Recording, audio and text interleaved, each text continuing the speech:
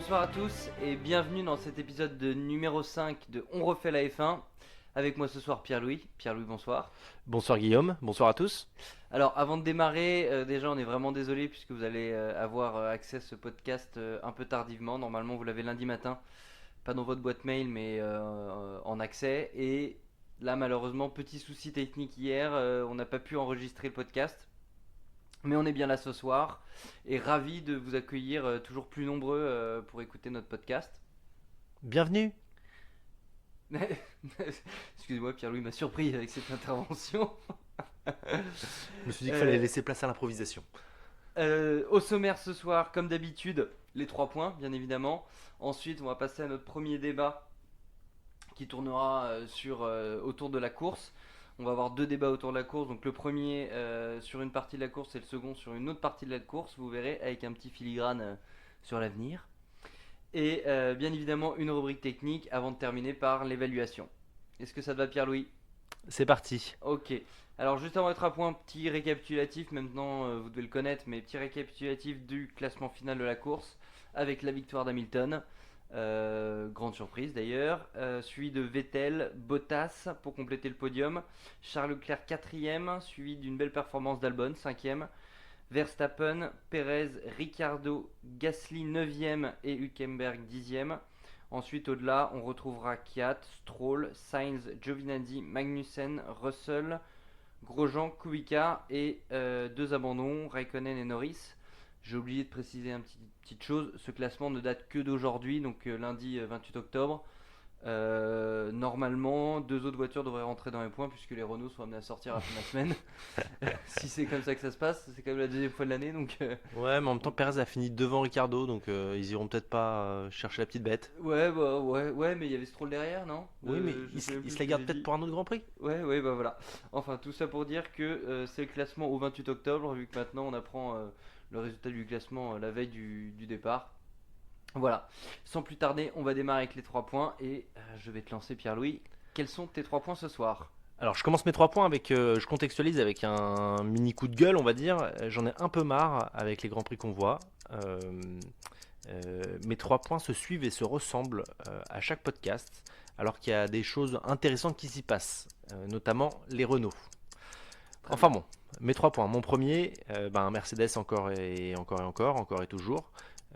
Bravo, exemple de stratégie, on pensait qu'ils faisaient n'importe quoi, et puis bon, finalement, même nous on n'y a pas cru, et Hamilton l'a fait. Hamilton plus que Bottas d'ailleurs. Mon deuxième point, c'est Ferrari championne de la loose, Ah oui. dans la même continuité. Superbe. Bah oui, quand on s'appelle Ferrari, on ne se satisfait pas d'une deuxième place, et surtout une seule monoplace sur le podium. Et mon troisième point, Verstappen qui manque encore de maturité, il nous le prouve, il nous le prouve pendant ce Grand Prix et pendant le Grand Prix et pendant les qualifications, oui pardon. Vous n'êtes pas sans savoir que j'aime beaucoup Max Verstappen, enfin surtout son pilotage, mais alors là en conférence de presse, il s'est un peu moqué des commissaires, enfin Ouais. pas moqué, mais Bah, tu peux redire ce qu'ils ont dit pour ceux qui n'ont pas entendu. grosso modo, il a dit ah bon, j'ai roulé plus vite. Enfin oui, je le savais très bien, c'est normal, on est des pilotes de F1. Sauf Ouais. que ils ont Surtout ce qu'ils rajoutent derrière. En disant. Excuse-moi, je t'ai coupé. En disant c'est pas grave, il suffit juste d'enlever mon chrono et je suis quand même en tête, quoi. voilà. Et en gros, en disant ça, il a un peu oublié qu'il pouvait être pénalisé pour ne pas avoir respecté des règles de sécurité. Et c'est donc ce qui s'est passé. Il a été pénalisé 2-3 places sur la grille, il a perdu sa pole position. Félicitations, belle bourde. Et, On a vu le résultat. et ensuite, du coup, il part pas premier. Donc il part dans le trafic. Et là, il a voulu jouer des épaules et ça s'est retourné contre lui. Il a fini par crever. Et voilà. Donc il a encore de quoi travailler au sujet de sa maturité. Très bien. Alors, je vais donner mes 3 points. Je suis assez d'accord avec toi sur l'impression qu'on fait toutes les semaines, enfin pas toutes les semaines, mais à chaque Grand Prix les mêmes 3 points. Donc moi j'ai essayé d'amener un peu d'avis tranché, un peu de... Je vous assure, on a des idées. Hein. C'est que pour l'instant, c'est assez juste similaire. voilà, mais on a écrit à Ferrari, hein, normalement il devrait se remettre sur les rails dès la semaine prochaine pour travailler là-dessus. Mais effectivement, je te rejoins là-dessus. Alors voici mes 3 points. Point numéro 1, Hamilton au-dessus du lot. Donc je fais pas un focus uniquement Mercedes, mais vraiment Hamilton au-dessus. Il a quand même fait une course assez incroyable. On revient toujours à la phrase dès qu'il se plaint, normalement derrière il performe. Et c'est ça à chaque fois. Même si là on a eu quand même des gros doutes, mais il est clairement au-dessus du lot sur cette course. Enfin, intouchable, il n'y a pas un seul moment, un micro-moment on a senti une menace. Ce qui nous a un peu spoilé, c'est que il y en avait qui, dès le premier tour, alors qu'il avait commencé avec les pneus durs, donc les pneus blancs, et pendant que lui disait je commence à perdre du rythme, bah, ceux qui perdaient du rythme 10 tours auparavant commençaient à en regagner. Donc on a compris qu'il y avait une deuxième fenêtre d'utilisation des pneus, et du coup là on a commencé à se dire merde, en fait il va pas avoir besoin de s'arrêter. Ouais. Mais ouais, vraiment impressionnant. Donc mon point numéro 2, alors j'ai pas dit Ferrari roi de la loose, mais moi c'est Ferrari anonyme. Je trouve ça limite plus dur. Mais Ferrari anonyme parce qu'il n'y a pas. Enfin, si, il y a eu 5 secondes quand il a fait son arrêt. Bam. Leclerc. Leclerc, on s'est dit hop hop hop, il reprend une seconde par tour dans les 10 derniers tours, mais bon, comme prévu, il manquait toujours un tour à la fin. Enfin là, il m'en manquait même 10. On se l'a dit, c'était 10. Clairement, avec 10, Leclerc reprenait du rythme et ça pouvait bien. En vrai, ils étaient pas loin.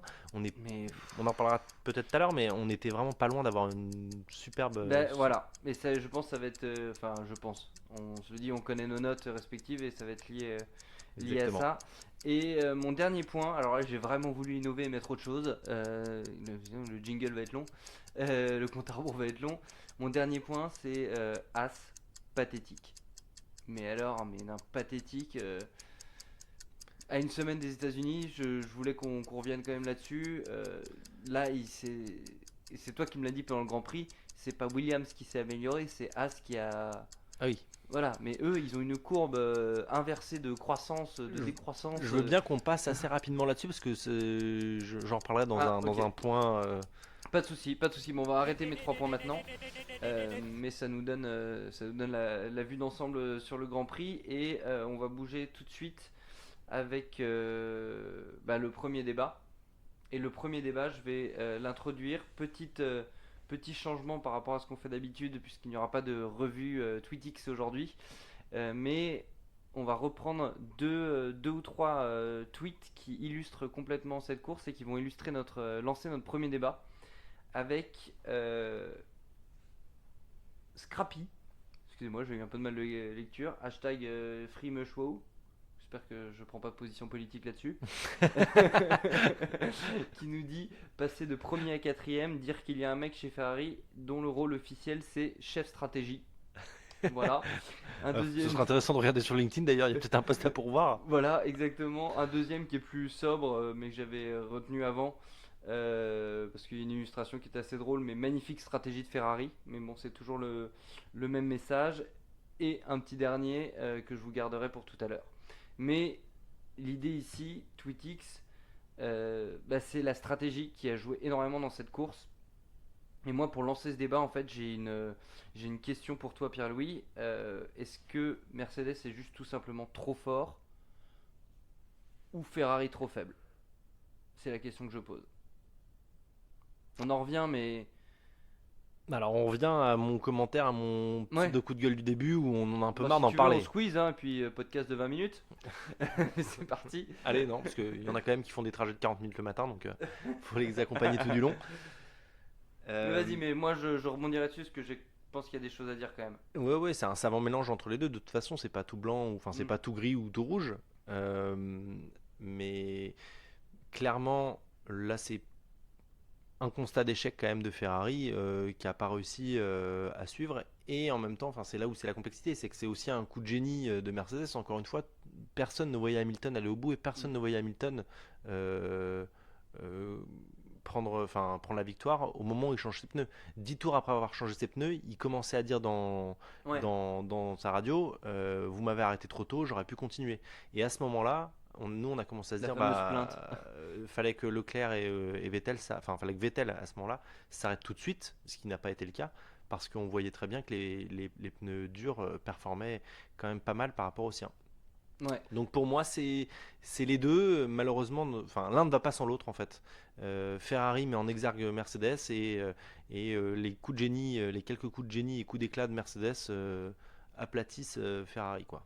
Alors ça m'embête un peu ce que tu dis, parce que j'étais convaincu au moment de lancer le débat et je savais qu'on allait en parler. En fait, tu m'as convaincu dans ton propos tempéré, entre guillemets. Mais moi, j'avais envie de dire de mettre en avant aujourd'hui la performance de Mercedes. Mais en fait, je pense que c'est toi qui as raison, c'est que à côté, ça manque clairement de répondants, donc ça met encore plus en exergue la performance. J'ai envie qu'on aille plus loin. On peut Ouais. tempérer, on peut contextualiser encore plus en étant plus précis, sachant que c'était quand même un circuit plus pro Ferrari. On s'est à un moment fait la réflexion de se dire, d'ailleurs, ça faisait longtemps qu'on n'avait pas vu Ferrari aussi fort avec une aussi grosse domination potentielle sur un Hmm. Grand Prix devant Mercedes. Bah là, ça faisait 3 ou 4 Grands Prix que c'était le cas et ils Et font là, pas un c'était, 100%, hein. alors là, c'était encore plus quoi. Ouais. Enfin, les pneus ont tout changé pour le coup, encore une fois, mais Ferrari Ça avait sent la vraiment la Madeleine des voiture pneus. quoi. Mais ouais, non, non, mais je suis d'accord. D'ailleurs, ce que tu viens de dire me fait rebondir, mais ouais, c'est ça. C'est que je lisais des articles de récapitulatifs de la course, avis, etc. Et maintenant, en fait, c'est un fait depuis quelques courses. C'est même plus Ferrari les rattrape, la voiture commence à être meilleure, etc. sur un tour, sur un relais de course. Nan, nan. Là, c'est juste un postulat. Je l'ai lu texto, la phrase qui disait malgré la supériorité de sa voiture, Ferrari n'a pas réussi. Enfin, c'est établi et ça le dit partout. On a regardé la grille. Enfin, j'ai regardé la grille. Je sais plus à quel moment t'es arrivé, mais j'ai regardé la grille et il parlait de ça. Il disait que la Ferrari était clairement au-dessus, que Leclerc partait du côté propre. Donc oui, ça allait être compliqué avec les 800 mètres Alors de là-dedans, il y ligne a droite. aussi, faut revenir. Alors Leclerc a été plutôt bon. Verstappen a été super bon sur son tour de qualif. Par contre, il faut aussi noter que encore une fois, Leclerc finit devant Vettel en qualification, donc est plus rapide que Mm, Vettel. Et c'est d'ailleurs, c'est la stat qu'on a vue et on n'avait pas fait le décompte et on était assez mm, surpris, mais c'est la réalité. C'est que du coup, avec cette pole position en plus, Leclerc, c'est celui qui a été le plus de fois poleman cette année avec mm. 7 pole position contre 4 ou 5 Je pour crois que c'est Hamilton. 5. Je crois que c'est 5. Mais oui. Mais il est. Enfin, la Et voiture Hamilton est est déjà clairement champion plus du monde, performante. quoi. Ouais. Enfin, pas encore, mais bon, on le sait, quoi. Mais alors, ça fait un parallèle, parce que j'ai envie qu'on aille plus loin, parce qu'effectivement, il y en a un peu marre de parler toujours de ce débat, parce que c'est même plus le débat Ferrari-Mercedes, c'est le débat Ferrari-Mercedes dans le cadre de la stratégie. On a toutes les semaines le même. Toutes les semaines, c'est Ferrari qui se casse la gueule. Euh, Moi, je me souviens de Mercedes quand ils sont revenus en F1. Je crois que c'est la deuxième année ou la troisième année. À l'époque, il y avait encore Schumacher, Rosberg était là. Ils étaient monstrueux sur un tour, mais ils n'avaient pas encore le rythme de course. Et c'est ensuite l'année suivante qu'ils ont écrasé tout. Bon, après, il y a eu le changement de réglementation, etc. Le parallèle que je fais, c'est que la Ferrari est devenue monstrueux sur un tour, ce qui n'était pas le cas depuis très longtemps. Ensuite, ils ont commencé à être très bons en course. Ils y sont pas encore complètement. Est-ce qu'on n'est pas encore sur le point de voir les prémices de l'année prochaine? Avant que tu rebondisses là-dessus, petit tweetix qui est quand même pas mal pour souligner ça et pour tempérer ça, c'est déjà que Mercedes, la stratégie a été exceptionnelle parce que c'est Hamilton. Je pense qu'avec Bottas, ça n'aurait pas pu se passer comme ça. Bon, Et ça s'est pas passé comme moi, ça. c'est mon avis. Ouais, ça s'est pas passé comme ça. Et c'est Vettel qui l'a dit à la fin de la course. Je sais pas si vous avez vu ce qu'il dit en interview. Je vous le lis. Si vous êtes une femme sur cette planète et que vous avez Hamilton qui vous fait un massage de la même manière qu'il traite ses pneus, c'est de la magie pure. Voilà. Il a de l'humour, c'est tellement. Il a de l'humour, c'est tellement. Ce qui était assez drôle, c'est qu'ils étaient à côté quand ils en ont parlé. Mais bref, tout ça pour dire. C'est que tu prends en considération. Alors là, c'est que tu as une vision assez historique de la Formule 1 et que tu penses que les schémas qu'on a vus jusque-là vont Ah, se et tu répéter. repars direct sur le. Bah, c'est nickel. Bah, C'est du ce coup, que je voulais faire, mais j'étais pas sûr. J'étais la merde. Je l'ai emmené ailleurs. Non, Vas-y, si, vas-y. je me reconcentre. Donc ouais, tu considères qu'il va se repasser. Enfin, on est encore sur un rythme cyclique, quoi. Et c'est peut-être le cas. Euh, je ne saurais trop quoi dire. Effectivement, Ferrari est très forte sur un tour. Ils gagnent quand même du rythme en course, et c'est avec leur stratégie qu'ils perdent. Bon, c'est une chose. Peut-être que l'année prochaine, ils seront encore meilleurs en course et Et que donc leur Mercedes, stratégie voilà, sera compensée. exactement. Par contre, pour m'éloigner un peu du débat, ce qui me fait peur ou pas, j'en sais rien en fait. Mais par contre, ça pourrait peut-être, euh, comment dire, appuyer la rumeur qui est de dire que Mercedes va quitter la F1 en tant qu'écurie pour Mhm. n'être que motoriste de McLaren en 2022. 21. Non, parce que c'est 3 ans. Ah oui, non, c'est 2019, 22, 22, 2020, 22, 2021, 22, ouais, 2022. 22. Euh, et effectivement, si dès l'année prochaine, Ferrari est potentiellement en train de réasseoir une certaine domination, que Red Bull est également là, enfin Toto Wolff, ça l'amusera peut-être beaucoup moins euh, d'être en F1 si son écurie arrive à bout, quoi. Une chose est sûre, c'est que dans le sport, on voit ça aussi avec les clubs de foot, euh, avec le Real ou avec le Barça. Mhm. Alors, ils dominent depuis très très longtemps. Mais par contre, l'hégémonie entre les deux, souvent, enfin, c'est soit l'un soit l'autre, et puis ça tourne, quoi. C'est de manière cyclique, effectivement. Parce Ouais, qu'il y a un côté où bah, c'est c'est comme pour dans un ça. travail, on se tue entre guillemets à la tâche, et puis il faut se remotiver avec quelque chose T'arrives de au bout d'un différent. truc. Mais ouais, et je me Mais dis que voilà, je me Ferrari demande travaille si. tellement fort depuis toutes ces années que Mercedes, oui, ils sont tout en haut, mais ils vont peut-être à un moment se dire, peut-être partir quand on est tout en haut et en Exactement. Bah, du coup, tirer. C'est si du c'est le cas, business, hein, ça reste du business. si Donc, c'est le cas, je suis curieux de voir la réaction de Mercedes l'année prochaine, voir comment Toto Wolff va réagir en interview enfin, à ça, parce que pour moi, la vraie info là-dedans, c'est ben, on donne du grain à moudre à la rumeur du Mercedes qui s'en va. ouais, affaire à suivre, mais voilà, c'était un moyen de s'éloigner un peu de ce débat et de se projeter. Et c'est ce qu'on fera dans le deuxième débat aussi, se projeter sur les années à venir. Et en plus, c'était intéressant cette projection, changement de règles et tout. Parce que je sais pas pourquoi la semaine dernière, j'ai passé beaucoup de temps à regarder des. Ça devait être l'anniversaire ou je sais pas quoi. Mais de regarder pas mal de trucs sur la Brown GP, Mhm. qui était quand même une voiture absolument sublime. Et quand tu relis l'histoire sur comment ils s'en sont arrivés, Alors la enfin. Brown GP, c'est une écurie qui a existé 1 an avec Jenson Button. Ouais. La voiture a été dessinée par Adrian Newey, dont on vous a déjà parlé, Mm. qui dessine les voitures Red Bull. Donc il y a un coup de crayon de génie. Et donc en 1 an, ils sont arrivés, Veni Vidi Vici, et ils ont gagné. Button a remporté le championnat du monde des pilotes. Et il me semble que Brown GP a remporté le championnat du Mm. monde des constructeurs. Et puis ils sont repartis aussitôt, c'est devenu Mercedes. Ouais, voilà. Et mais on y reviendra, notamment dans le.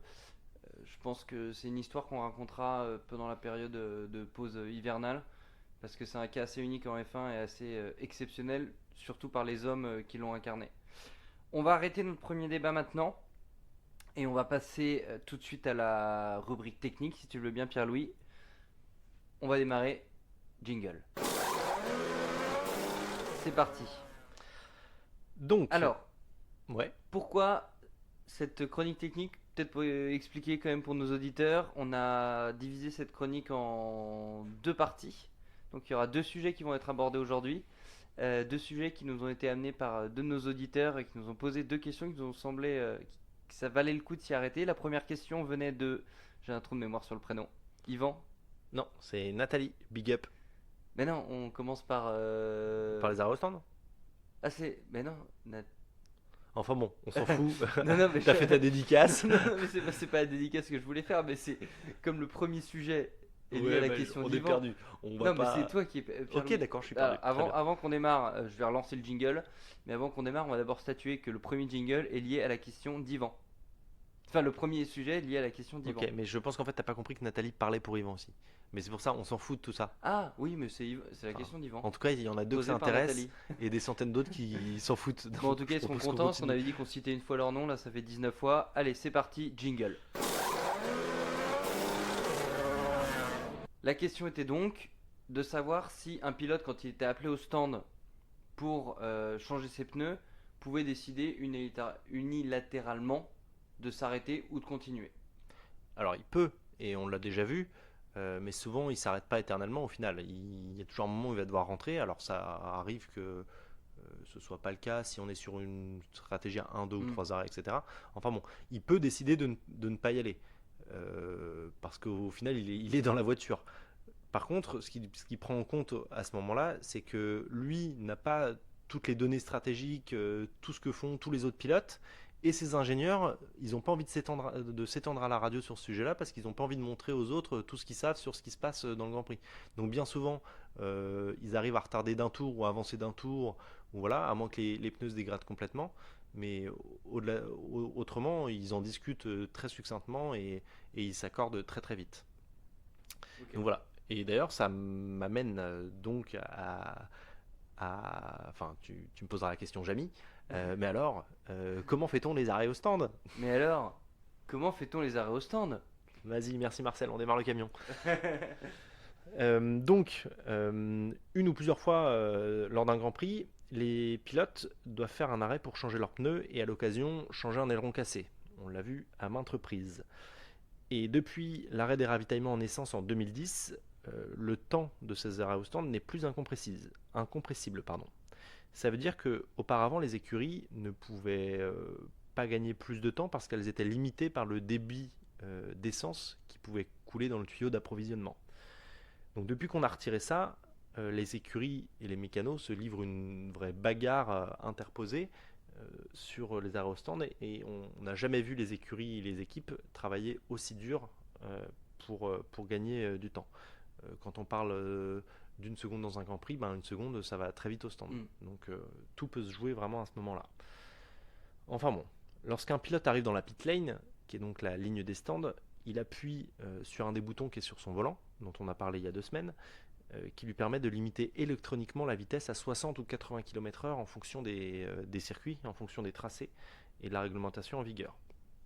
Et alors en arrivant près de son stand, près de son équipe, il freine, il freine et surtout il doit freiner, il doit se positionner quasiment au centimètre près pour que ses mécanos soient à la place idéale. Et alors à ce moment-là, au moment où il arrive, il y a immédiatement un mécano à l'avant et un mécano à l'arrière qui chacun place un cric qui permettent de soulever la voiture. Et alors là, on a 4 mécanos qui tiennent les pneus neufs, on a 4 mécanos qui tiennent des pistolets pneumatiques et on a 4 mécanos qui s'apprêtent à retirer les pneus usagés. Je sais pas pourquoi je te fais rire. Non, il continue en plus. C'est mon regard sensuel. Ouais, c'est ça.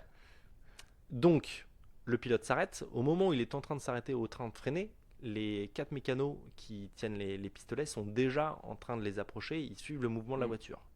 Ils posent le pistolet, ils l'actionnent, ça dévisse la roue. On a les 4 mécanos qui prennent les pneus. Et au même moment qu'ils prennent les pneus, les 4 nouveaux pneus sont déjà en train d'arriver pour être déposés sur le moyeu. Et dès qu'ils sont déposés, clac, le mécano réenclenche son pistolet pneumatique dans l'autre sens jusqu'à ce qu'une petite diode passe du orange au vert. Et ça signifie que le couple de serrage, enfin la force de serrage, a été atteinte. Donc ça c'est un capteur automatique, c'est très classique dans en mécanique. Votre garagiste a la même chose, quoi. Et donc voilà. Ensuite il y a un ordinateur qui regarde toute cette scène et quand il a le retour des 4 pistolets pneumatiques, que les 4 diodes sont passées au vert, il relâche automatiquement les crics avant et arrière afin que la voiture retombe au sol. Donc dès que les 4 mécanos ont fait leur action, pouf, la voiture retombe automatiquement au sol et le feu qui est devant la tête du pilote passe au vert. Automatiquement. À moins qu'un mécano ait mis a dit stop, j'ai fait une erreur, etc. La voiture retombe automatiquement au sol. Et alors là, le pilote n'a plus qu'à lâcher son embrayage et il repart. Et pour Red Bull, au Grand Prix d'Allemagne 2019, ça n'a pris que 1,88 secondes, et c'est donc le record du monde pour l'instant, pour changer les 4 pneus de leur voiture. Messieurs, chapeau bas. Alors j'ai une question par rapport à ça. Tu viens de parler du record. Tu pouvais pas y aller sans... Tu pouvais pas continuer sans question. Ah, je vois où tu veux venir. Le record. Bah oui, le record.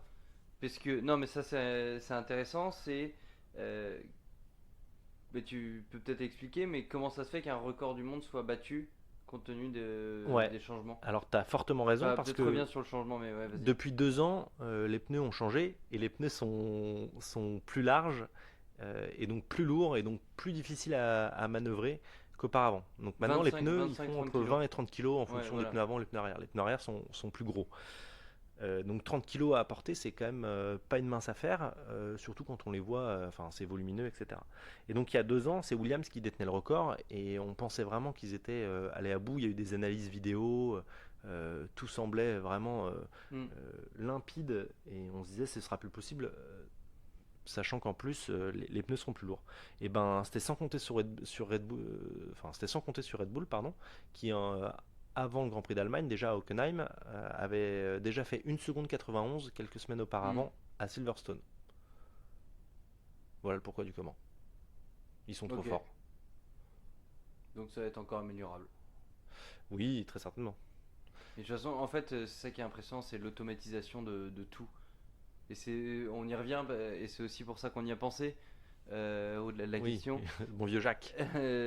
qui critiquait le côté technologique, mais c'est ça qui est passionnant aussi avec la F1, c'est quand on apprend comment ça fonctionne d'un point de vue technologique, mais on se dit, mais tout ce qu'il y a derrière, c'est quand même hallucinant. Oui. Et alors là, pour le coup, je commente ce que disait Jacques Villeneuve, parce que pour le coup, il est revenu souvent dessus. Hmm. Euh, En on critiquant. sait tous les deux que au début, on avait un peu de mal avec lui. Quand on a Hmm. rencontré Julien Febroux, en plus, on essayait un peu de lui faire dire des choses. Enfin voilà. Mec, partage qui va aux soirées.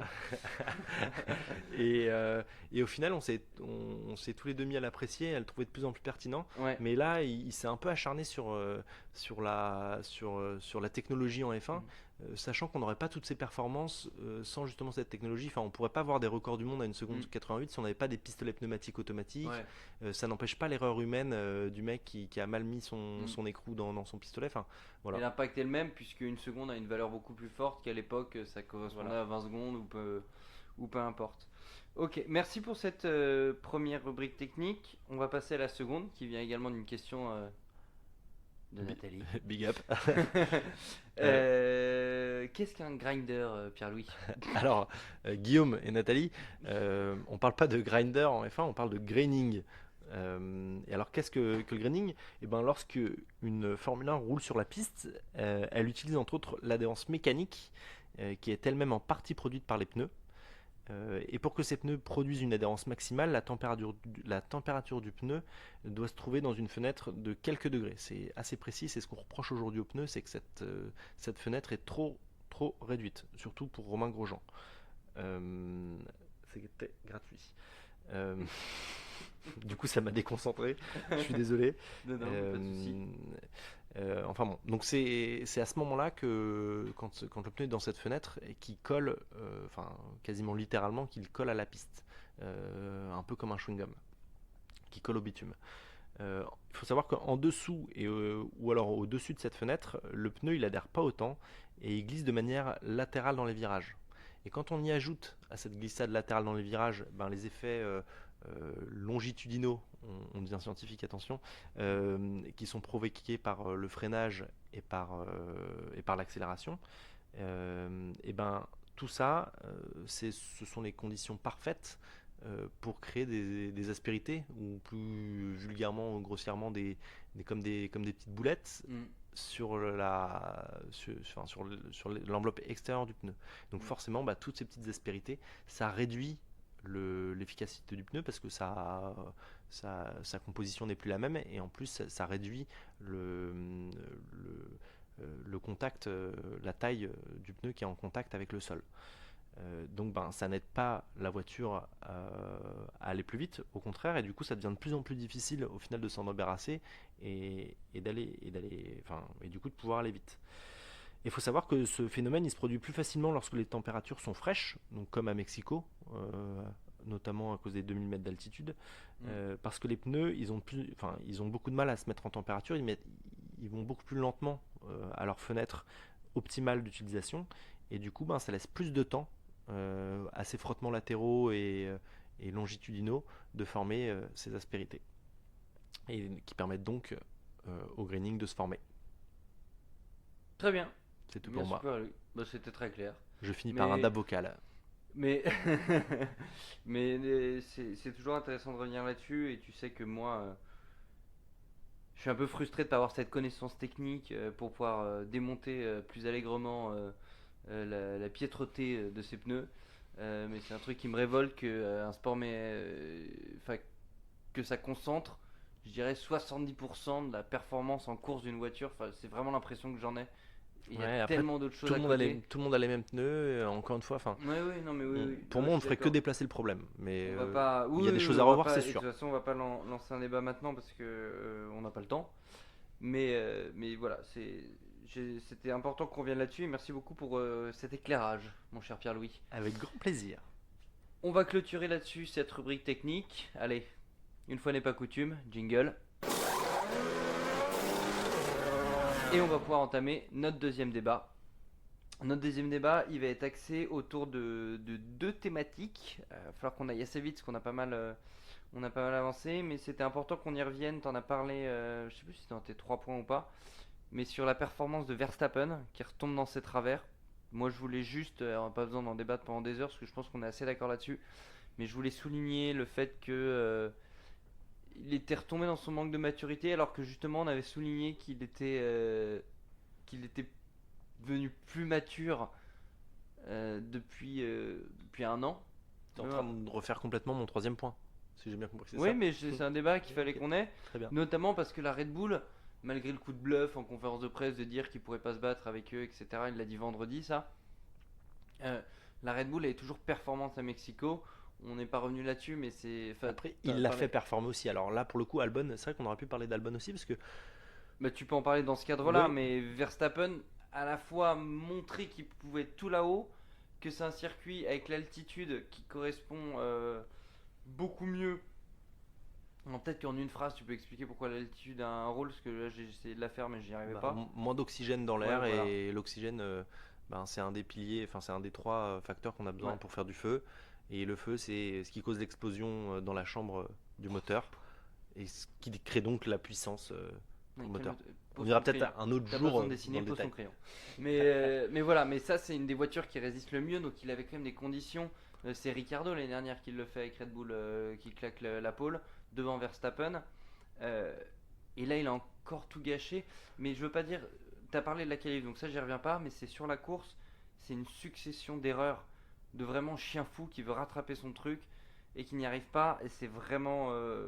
Une fois qu'il est C'est tout vraiment derrière, dommage. il se calme et il fait sa course parce Parce qu'il revient qu'il quand est même tout seul. sixième. Enfin, Oui. oui, enfin, il revient quand même sixième. Ouais, mais il y a un ou deux trucs. Je Mais c'est sais parce plus, qu'il il y a moins la un pression. course où. Il a moins la pression, il est face à des adversaires qui n'ont pas la même voiture, donc il a un net avantage. Mais encore une fois, au départ, euh, il fait que les mauvais choix, quoi. Hmm. Il se dit. Bah, Enfin, déjà sur Hamilton, il est quand même border à le tasser comme il l'a. Ah merde, oui, non, si, c'est le si. Ferrari qui le tasse. Non, non, c'est. Mais c'est surtout que je pense qu'il est dans une mauvaise disposition psychologique, on va dire. Il a en tête que tout le monde le craint et que tout le monde va se pousser. Et que tout le monde va voir le numéro 33 dans les Attends, rétros et se dire ah mince, Tu parles d'Hamilton. ouais, il va me foutre en l'air, du coup je préfère lui donner ma place. Mais sauf qu'à un moment, Hamilton, il est quasiment champion du monde, il a plus besoin de ça. Il prend sa trajectoire. Alors d'après Verstappen, il glisse et du coup c'est pas vraiment de sa faute. Enfin voilà, si Hamilton avait mieux fait les choses, bon voilà. Le fait est que Verstappen est pour moi quand même celui qui cause tout ça. Mm. Donc voilà, pour moi, j'ai pas beaucoup plus à dire sur le sujet. Je demande, enfin de toute façon, faut laisser le temps au Non, temps. mais On oui. sait qu'il a un génie, enfin il amène la Red Bull à un super niveau. Albon a été plutôt bon sur ce Grand Prix. À voir si c'est une tendance générale ou si c'est parce qu'il affectionnait particulièrement ce Grand Prix. Donc ça, on verra plus tard. C'est un peu tôt pour le dire. On peut quand même saluer la performance. Mm. Et puis Max. Attendons encore. Oui, non, voilà. Après, ce qui va être intéressant, et ça c'est la perspective d'avenir qui est en fond de ce débat, c'est d'attendre, surtout en fait, voir où va être Red Bull dans la perspective, lui, de son évolution. Tout le monde est d'accord pour dire que c'est un monstre, même moi. Faut pas non plus être aveugle à ce point-là. Je sais pas s'il aura la patience à terme. Il va Attention, falloir c'est quand même enregistré tout ce que tu dis. Hein. Ouais, mais il aura peut-être pas la patience à terme. Non, mais en fait, j'ai perdu un peu le fil parce que j'étais en train d'essayer de regarder ses résultats sur les quelques dernières courses. Ça fait quelques temps qu'il est plus trop là. Mais c'est pas très Ouais, important. ouais. Mais on reviendra là-dessus en fonction de ce qui se passe, des déclarations de fin d'année. Et c'est surtout l'année prochaine qui dira ce que Red Bull. On sait qu'il est avec Red Bull l'année prochaine, hein. Oui, oui, oui, non, mais c'est pas ça. Mais pour l'année après, C'est oui. les déclarations du type attention, si Red Bull, si j'ai pas une voiture, Ah oui. c'est normal qu'il fasse la pression, qu'il mette la On pression, va hein. voir Joss, enfin Papa Verstappen, sortir dans les médias de plus en Ouais, plus, et puis surtout pendant exactement. l'hiver, pour mettre la pression à Red Bull, et Mm. puis prévenir les autres qu'on est à l'écoute, quoi. On est à l'écoute du Ouais, marché, on a le coup du marché, tout simplement. en recherche active. Euh, voilà, Albon, je veux pas repartir dessus, mais je suis assez d'accord avec toi. Alors, je vais dire un truc, mais on ne débat pas sur le sujet parce que on n'a pas le temps. Mais pour moi, il est en train de sécuriser sa place chez Red Bull l'année prochaine. Il fait pas de Ouais, vagues, enfin bref. je suis d'accord, hein. Mais Et voilà. puis Gasly est très bien chez Toro Rosso, Mais oui, en full plus, il stop. préfère la voiture, donc s'il préfère les couleurs, c'est mieux. Euh, AlphaTauri d'ailleurs, tiens. oui. Attends, ne rentrons pas. Très bien. Non mais info Oui, déposée là parce qu'on n'a pas prévu de petit voilà. moment pour en parler. Donc Toro Rosso s'appellera AlphaTauri. Voilà. Mais ça va être important. On aura le temps de refaire tous les états des lieux et tout. Ça va être intéressant. On va pouvoir se poser un peu plus là-dessus. Deuxième partie dans ce deuxième débat. Une question ouverte. Où en sont les Renault? Hmm. Je C'est me un suis... troisième débat en fait. Non, c'est le deuxième. Ah, parce que Albon, Renault motorise Red Bull. Ah bah non, plus maintenant. Enfin, comment tu fais le lien entre Red Bull et Renault? non, c'est un deuxième. Bah, c'est un C'est un deuxième point. deuxième débat dans le C'est deuxième mon débat, donc deuxième c'est un bullet troisième point. débat.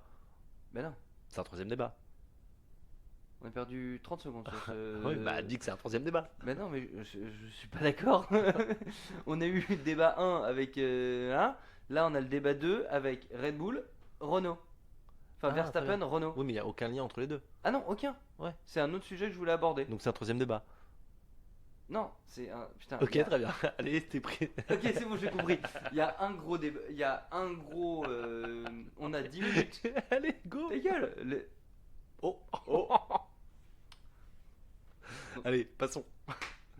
Euh, Bref, où en sont les Renault? Tu Eh voulais en ben, parler à tout prix dans tes oui, 3 points, non, je l'ai alors, rajouté, hein. j'aurais bien mis un petit point parce que de là à en faire tout un débat, euh, je ne sais pas. Par contre, si je pouvais arrêter de voir ta petite tête qui est prête à rigoler, ça m'arrangerait. Non, non, allez, on se concentre. Où sont les Renault? Bah du coup, encore une fois, c'est comme Albon, c'est un Grand Prix. On voit la performance sur un Grand Prix, c'est plutôt bon signe parce que ils performent sur un Grand Prix On commence à les voir revenir, hein. où les C'est ça qui me conditions plaît, moi. atmosphériques sont plus difficiles pour les moteurs et on voit leur moteur fonctionner, donc tant mieux. Euh, Maintenant, ils savent qu'ils ont énormément de travail à faire. Sont-ils revenus? Ben, du coup, ils sont en train de revenir. Forcément, les écuries de pointe, ben, c'est de plus en plus difficile de gagner un dixième. Mm. Donc, ben, naturellement, à la fin de chaque réglementation, on trouve des écuries qui se chevauchent de plus en plus. Moi, je dirais plus, est-ce que Renault revient? La question, et je relance le débat sur un autre sujet. Donc, alors, est-ce que c'est un quatrième débat? Je Non, laisserai tout c'est le monde. un 3 bis. Je propose qu'on pourrait presque lancer un vote sur les réseaux sociaux. Pensez-vous qu'il y a eu 2, 3 ou 4 débats?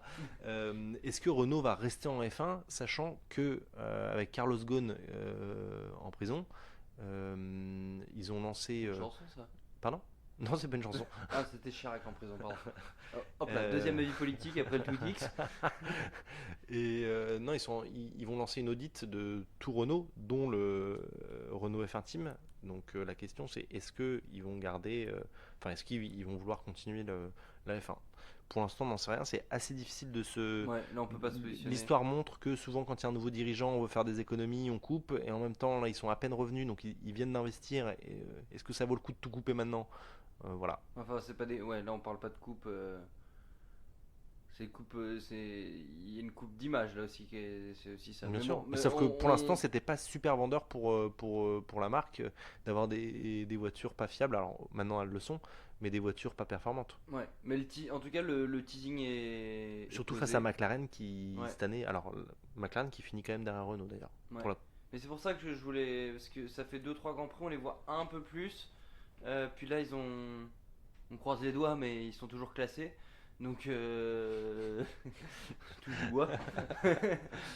Voilà, moi ça me fait plaisir parce qu'on était quand même assez déçus. Et Abitbull fait d'ailleurs une analyse très cartésienne. Il dit si on n'a pas tous nos problèmes de réglementation, de machin, nos conneries, nos erreurs, on gagne, enfin on ne perd pas 60 points. Et le classement est tout autre s'ils ont 60 points de plus. Hmm. Voilà. En tout cas, le teaser est posé pour l'avenir Renault. On clôt ici ce 19e débat. Et on va passer très rapidement sur la revue de presse. Parce qu'aujourd'hui, je crois qu'il y avait pas Ouais, il y avait- deux infos il y très rapides. Je Il te n'y avait laisse pas les donner, Pierre-Louis. énormément de choses. Je vais surtout, qu'une info. Je vais revenir sur une info justement qu'on vous avait donnée il y a 2 semaines, que je vous avais donnée il y a 2 semaines. On revient en arrière. Il n'y aura pas de course qualificative. On n'essaiera pas ce format-là l'année prochaine. Ça devait être essayé sur 3 grands prix. Finalement, les écuries et la FIA n'ont pas réussi à se mettre d'accord, sachant qu'il fallait que ce soit voté à la majorité. Il y a, il me semble, entre 2 et 4 écuries, je sais plus. Il y a Mercedes et As, il me semble, dans le lot, Ouais. qui ne voulaient pas. As, on ne sait pas pourquoi, parce que ça aurait été l'occasion de faire des pôles. C'est ce que j'allais dire. C'est bien vu, c'est superbe. Voir une deuxième ligne un peu. Voilà. T'empiètes sur l'évaluation. Une autre info ou c'est bon? Non, c'est bon. Non, j'avais un doute si t'en avais une Autant deuxième. pour moi. On va pouvoir passer tout de suite à l'évaluation, pardon. Jingle. Enough means enough. L'évaluation, Pierre-Louis, tout simplement, je vais commencer par te demander quelle note tu mets à ce Grand Prix. Alors, je mets 12 sur 20. En une phrase, pourquoi? Alors, en une phrase, phrase. j'ai réfléchi. 3, 2, 1. On n'est pas passé loin du 14. On est passé à côté d'une fin endiablée. Et c'est dommage. Le divertissement a encore été faussé à cause de Ferrari. Ok, 3 phrases. ma note, 14 sur 20 pour le coup. Parce que je sais pas, je devais être de bonne humeur au moment où je l'ai mise. Moins bonne quand j'avais mis 12 plus tôt ce matin. 14 sur 20 parce qu'il y a eu cet aspect stratégique que j'ai trouvé super intéressant. Je suis désolé, je suis omnibulé par un truc. C'est marrant comme à chaque fois, t'aimes bien changer de note en cours de journée Oui, ou toujours, en cours de. toujours, T'as mais besoin je de te change- faire un premier Mais, avis. mais c'est la construire, vie sur beaucoup de choses. Quand je dis non, il faut toujours revenir à la charge 5 minutes plus tard parce que ça peut se On transformer n'est pas à en... l'abri que t'aies fait un tour de cadran Voilà, ou un exactement. tour de bocal. D'abord parce que j'étais déçu parce qu'il n'y avait pas eu ce combat comme toi, et d'un autre côté je me dis que là on était sur une vraie stratégie et c'est ce qui fait que la F1 aussi est une épreuve reine dans son domaine, c'est le côté stratégique, etc. J'ai l'impression de m'être fait chauffer et qu'il s'est rien passé finalement quoi. Ouais, tu parles d'une métaphore douteuse là, Pierre-Louis. Je sais qu'il est Oui, 23h très bien. passé, mais tout de même. Bon, bah, du coup, on n'a pas conclu. Ça fait 13 sur 20. On fait la moyenne, on se rejoint au milieu. Toujours on se fait des bisous. Voilà, c'est parti. Et maintenant, Tum tudurum. tududum, petite évolution. Grosjean nous quitte, hein, mais Grosjean restera toujours le numéro 1 dans nos cœurs. On a rebaptisé le trophée Grosjean. On a écouté un de nos Oui. premiers fans sur Facebook J'allais le dire, on a rebaptisé suite à un de nos commentaires très juste d'un de nos de Cédric. de Cédric qui nous a envoyé un message sur Facebook et qui nous a suggéré de remplacer le Grosjean par le Maldonador. Et puis comme c'était son coéquipier et que l'appellation était belle, on s'est dit qu'on allait la garder. Merci à toi Cédric. Et c'est l'occasion de remercier Cédric pour tous ses ses commentaires retours, et puis pas que N'hésitez Cédric, pas. tous les autres, les commentaires sur YouTube, sur Facebook, les messages privés, tout ça. Merci à tous. Alors ton Euh, Maldonador. Alors du coup, mon Maldonador, c'est Valtteri Bottas, numéro 77 sur sa Mercedes, lors de son tour de qualification. Ah oui, en ça, Q3. j'avais oublié, ouais. Il s'en sort bien, il part P6 parce qu'ils arrivent à respecter le parc fermé, mais il arrive à se planter dans le dernier virage. Voilà. Pour moi, Ouais. on a quasiment toutes les conditions d'un Grosjean, quoi. Tout le monde a passé ce virage-là dans le week-end, mais pas lui. Ok. Mon Maldonador, moi, il ira à 4. Je pense que tu y as pensé. Oui, c'était pile ou Il s'est face. magistralement sorti des points dans le dernier virage, c'était magnifique. Quand il a tapé Hülkenberg, rien à dire, c'est digne. Bon, il n'a pas tenté de repartir en mode frein à main, mais c'était pas mal non plus. Donc pour moi, c'est 4. Voilà. J'avais complètement oublié Bottas. En fait, j'ai été marqué par E4 et je me suis dit, bah, c'est sûr, c'est lui. Mais effectivement, le tien est pas mal non plus. On pourrait lui proposer de faire une équipe de, je sais pas, de fléchettes, de water-polo avec Magnussen, avec tous ces mecs T'imagines, un peu on devrait se faire, ouais, on de devrait se faire curling. notre grille type des Maldonado dans l'ordre de la pole. Ouais. Donc, t'inquiète pas, Grosjean. Voilà.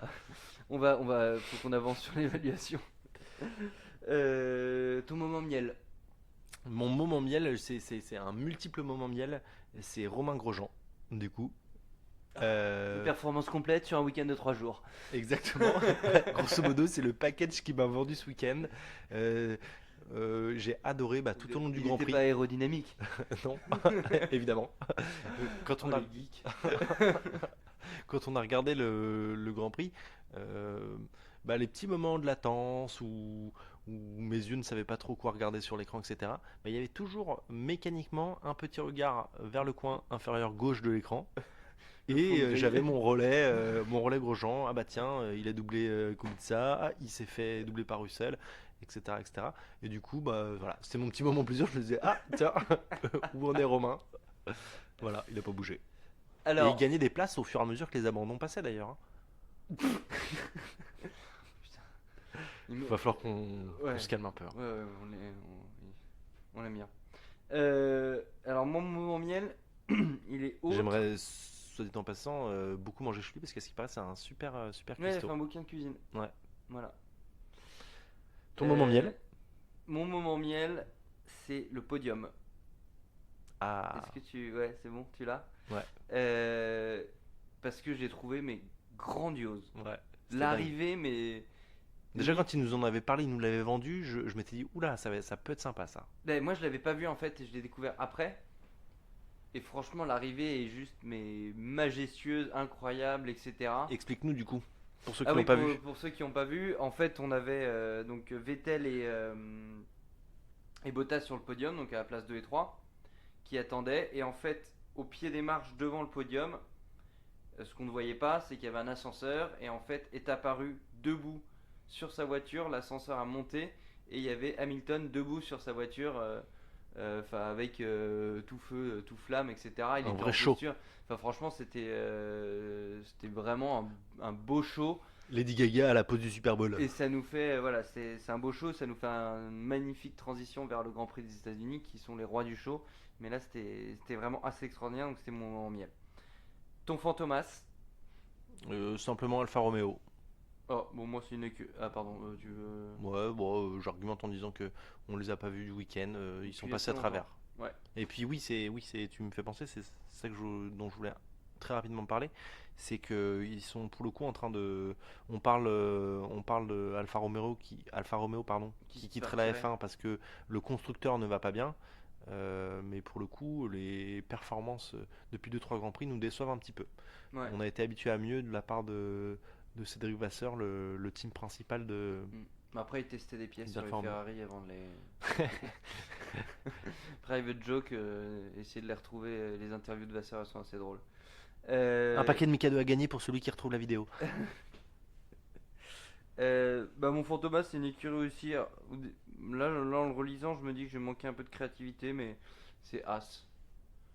Enfin, franchement, moi je suis Jean. Je me dis, qu'est-ce que je fous là? Je m'éclatais bien dans les autres catégories. Enfin, Ouais. franchement, c'est tous les ans pareil. Ils font un P7 en Australie. Et J'ai hâte de derrière, voir les échanges au téléphone entre Gunther et Ouais, ça doit être et un Jean, peu. avec l'accent agressif. Gunther. Mais voilà, enfin, pas Fantomas sur le circuit, mais sur ce Grand Prix, mais Fantomas dans son ensemble. Enfin, Dans la vie. qu'est-ce qu'apporte cette écurie à la F1? Alors que je le dirais pas pour Williams, parce que Williams c'est un côté historique et c'est juste là c'est triste. Des championnats du monde, Mais enfin voilà. plein de choses. Mais là cette écurie, je me demande vraiment ce qu'elle fout là. Ce sera tout. Très On bien. va terminer là-dessus. N'hésitez pas à nous suivre sur les réseaux sociaux et continuer à nous envoyer des messages parce que, comme vous pouvez le voir, ça nous permet d'améliorer le podcast, les thématiques. Nous, on prend tous les retours, ça nous fait toujours très plaisir. Donc, n'hésitez pas. Et puis, de On toute est façon, super on se content de revoit, répondre à vos questions aussi. Ouais. Et ça nous donne des idées vraiment de chroniques ou autres. On se revoit dans une semaine déjà avec les États-Unis et peut-être un podcast exceptionnel, notre premier podcast avec un champion du monde. Vous enflammez pas, il sera pas en studio avec nous. Mais voilà, on se retrouve dans une semaine pour le Grand Prix des États-Unis. Merci à tous et bonne journée, soirée. Gentlemen, start your engine. Bonne soirée à tous. Au revoir.